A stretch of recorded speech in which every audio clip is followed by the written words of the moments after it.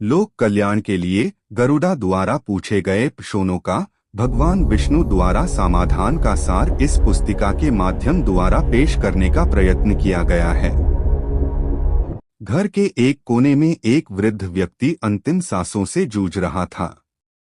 शरीर कमजोर हो चुका था, आंखें आधी खुली थीं और सांसें भारी थीं। परिवार के सदस्य मौन होकर पास खड़े थे। वातावरण में गहरी उदासी और प्रतीक्षा का सन्नाटा था। यह वह क्षण था जब आत्मा शरीर से अलग होने की तैयारी में होती है। जीवन और मृत्यु के बीच का यह समय अत्यंत सूक्ष्म और संवेदनशील होता है। मन अशांत होता है और आत्मा अपने अंतिम संस्कार की ओर बढ़ रही हो। हमारा शरीर पंचतत्वों से बना है, पृथ्वी, जल, अग्नि, वायु और आकाश। इनमें पृथ्वी तत्व सबसे स्थिर और शांति देने वाला है।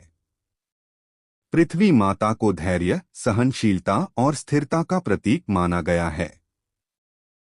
जब व्यक्ति मरणासन्न होता है तब उसे बिस्तर से हटाकर पृथ्वी पर सुलाया जाता है। यह इसलिए किया जाता है ताकि उसका शरीर सीधे पृथ्वी तत्व के संपर्क में आए और उसे मानसिक व शारीरिक माना जाता है कि मृत्यु के समय शरीर के पंचतत्व अपने अपने मूल तत्वों में विलीन होने लगते हैं। पृथ्वी पर सुलाने से पृथ्वी तत्व सहज रूप से पृथ्वी में विलीन हो पाता है, जिससे आत्मा का मोह शरीर से कम होता है। जब आत्मा शांत होती है तब उसका शरीर से अलग होना कष्टकारी नहीं होता।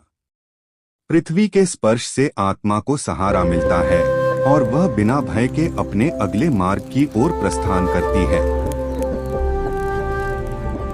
जब किसी व्यक्ति का देहांत हो जाता है तब उसके शरीर को शांत भाव से भूमि पर लिटाया जाता है। घर में मौन छा जाता है। परिजन सफेद वस्त्र पहनकर हाथ जोड़कर खड़े रहते हैं। वातावरण में शोक तो होता है, लेकिन एक आध्यात्मिक शांति भी महसूस होती है। मृत शरीर को सीधे धरती पर सुलाया जाता है। कहा जाता है कि पृथ्वी माता ही सबकी जन्मदात्री हैं। अंत समय में जीव को फिर उसी माता की गोद में सुलाया जाता है, ताकि इसके बाद शरीर के नीचे कुछ घास बिछाई जाती है। कुश को पवित्र माना गया है। शास्त्रों के अनुसार कुश नकारात्मक ऊर्जा को रोकती है और आत्मा को शांति प्रदान करती है। अब कुश के ऊपर तिल, तिलहन डाले जाते हैं। तिल को पितृ ऋण और कर्म ऋण चुकाने का प्रतीक माना गया है। मान्यता है कि तिल डालने से मृतक के ऊपर लगा सांसारिक ऋण समाप्त होता है और आत्मा हल्की हो जाती है। इस क्षण ऐसा प्रतीत होता है मानो कुश और तिल मृत व्यक्ति के सभी पाप, दोष और ऋण धरती में समाहित कर रहे हों।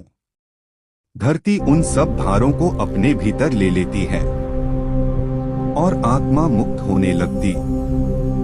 अब आत्मा शरीर से अलग होकर शांत प्रकाश के रूप में ऊपर उठती है। परिजनों के मन में भी धीरे धीरे संतोष और शांति का भाव आ जाता है। यह संकेत होता है कि आत्मा को अंतिम विश्राम प्राप्त हो रहा है।